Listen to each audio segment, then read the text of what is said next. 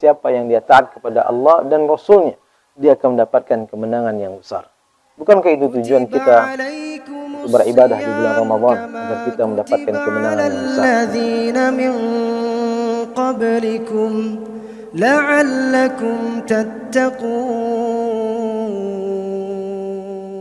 Bismillahirrahmanirrahim. Assalamualaikum warahmatullahi wabarakatuh. Alhamdulillahirabbil alamin, hamdan katsiran thayyiban mubarakan fih, kama yuhibbu rabbuna wa yardah.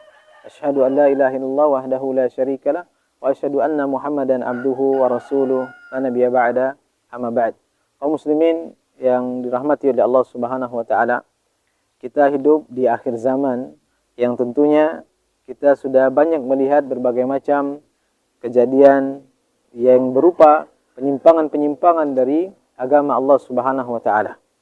Maka ini adalah sesuatu yang sudah dikabarkan oleh Nabi sallallahu alaihi wasallam. Nabi kita Muhammad sallallahu alaihi wasallam bersabda, "Man ya'is minkum ba'di fasayara ikhlafan katsira. Fa'alaikum bisunnati wa sunnatil khulafa'ir rasyidin mahdiyyin min ba'di. Uddu 'alaiha bin nawajid wa iyyakum muhdatsatil umur. Fa inna kulla muhdatsatin bid'ah wa kulla bid'atin dhalalah." Hadis yang dikeluarkan Imam Abu Daud dan yang lainnya. Nabi kita Muhammad sallallahu alaihi wasallam bersabda, barang siapa yang hidup sepeninggalku nanti di antara kalian ini, maka akan melihat perselisihan yang banyak. Perselisihan yang banyak. Maka berpegang teguhlah kalian kepada sunnahku dan kepada sunnah para khulafa'ur rasyidin yang diberikan petunjuk setelahku. Gigitlah dengan erat sunnah tersebut dan jauhkan oleh kalian perbuatan-perbuatan yang baru di dalam masalah agama ini. Karena setiap perkara yang baru dalam masalah agama ini yang tidak ada dasar dan sandarannya dari Nabi SAW, maka itu adalah bid'ah, dan setiap bid'ah adalah kesesatan. Maka berapa banyak pada hari ini kita lihat perselisihan-perselisihan yang terjadi. Satu kelompok mengatakan kelompoknya yang benar, satu kelompok ini mengatakan kelompoknya yang berada di atas kebenaran. Lalu siapa mereka yang berada di atas kebenaran tersebut? Maka Nabi kita Muhammad sallallahu alaihi wasallam sudah menjelaskan solusinya bagi kita untuk mencari tahu siapakah mereka yang berada di atas kebenaran. Yaitu sebagaimana Nabi SAW katakan tadi, "Alaikum bisunnati wa sunnatil khulafa'ur rasyidin al-mahdiyyin min ba'di." Yaitu berpegang teguhlah dengan sunnahku dan sunnah para sahabat, yaitu para sahabat Nabi sallallahu alaihi wasallam sepeninggal Nabi SAW.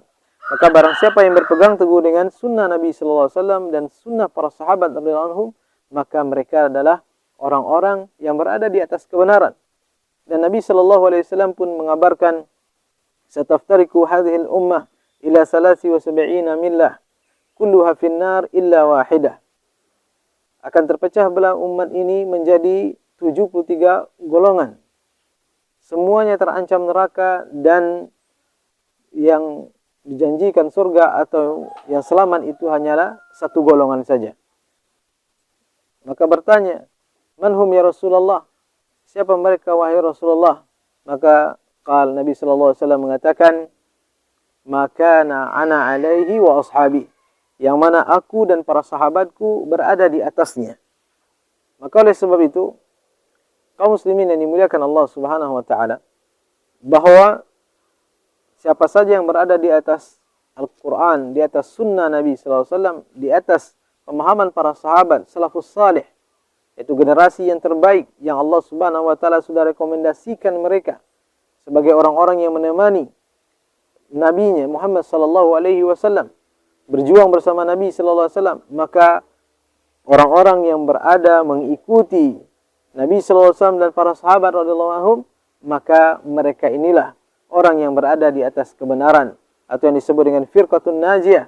Mereka inilah orang-orang yang berada di atas kebenaran, dan mereka inilah golongan yang ditolong oleh Allah Subhanahu wa taala. Mereka ini adalah Taifatul Mansurah, yaitu orang-orang yang berpegang dengan sunnah Nabi sallallahu alaihi wasallam, berpegang dengan sunnah para sahabat radhiyallahu anhum, kemudian menjauhkan berbagai macam perkara-perkara bid'ah, perkara-perkara yang itu bukanlah bagian dari agama Allah Subhanahu wa taala, menjauhkan diri dari berbagai macam kesyirikan, menjauhkan diri dari pemikiran-pemikiran yang menyimpang, menjauhkan diri dari akidah-akidah yang sesat, menjauhkan diri dari ibadah-ibadah yang tidak ada bid'ah di dalamnya. Maka mereka inilah orang yang berada di atas kebenaran tersebut.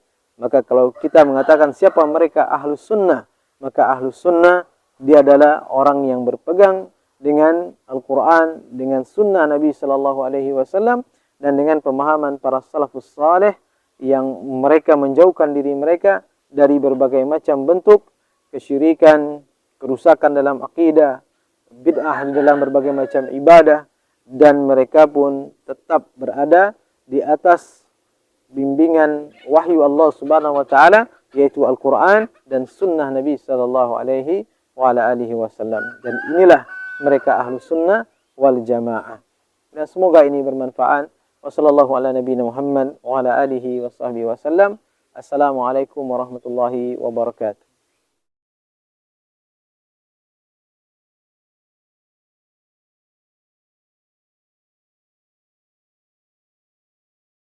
Siapa yang dia taat kepada Allah dan Rasulnya, dia akan mendapatkan kemenangan yang besar.